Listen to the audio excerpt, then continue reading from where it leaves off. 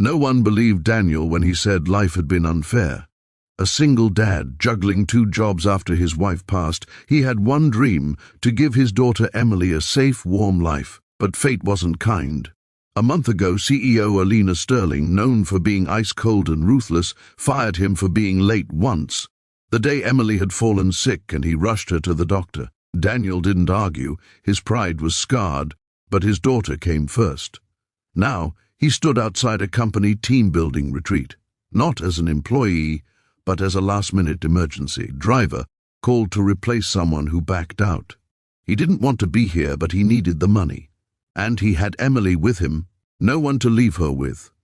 When he arrived, Alina's eyes widened. She recognized him instantly and looked away. Hours later, the retreat was cancelled, a massive storm warning. Everyone rushed to leave, roads blocked, vehicles stranded.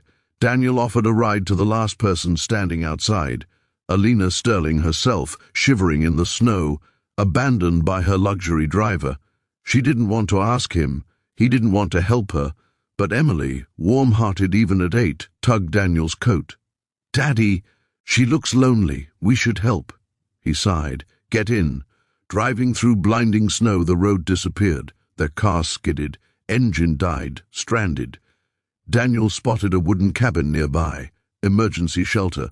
They rushed inside, and reality hit. No power. No heat. Storm worsening. Alina tried to maintain her CEO composure, but fear cracked her voice.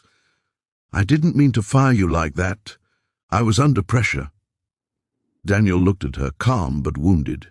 "You didn't fire me. You fired a father trying his best." Silence. Emily fell asleep wrapped in Daniel's coat. The cabin grew colder, every breath visible. The wind howled like wolves. Alina's hands shook uncontrollably, her lips blue, her pride melting faster than the snow outside.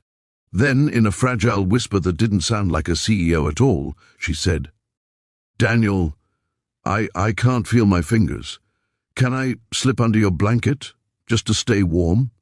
Daniel hesitated, but saw fear, not ego, in her eyes.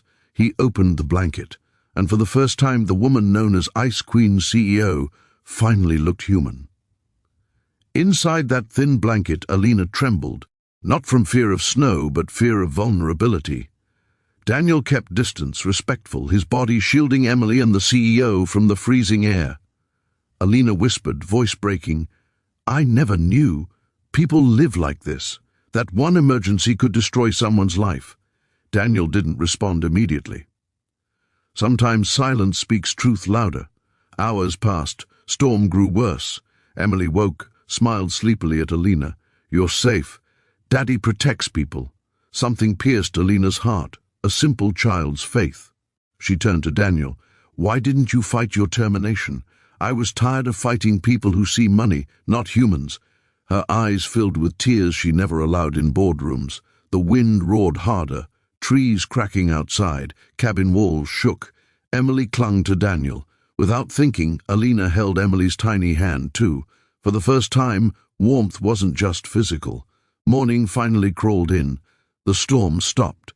Rescue vehicles arrived. As they stepped out, Alina touched Daniel's arm.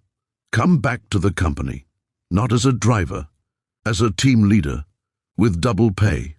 And let me help your daughter's schooling." Daniel looked shocked. "Why?" Her voice softened like snow melting in spring sunlight. "Because last night I learned something money never taught me. Success means nothing if I lose my humanity." Emily hugged Alina.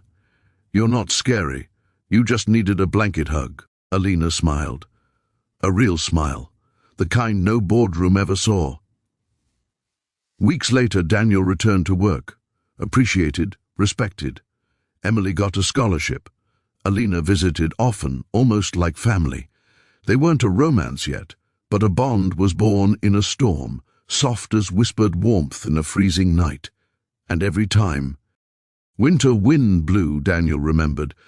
Sometimes life traps you in a cold cabin, so you can discover the warmth you'd forgotten existed.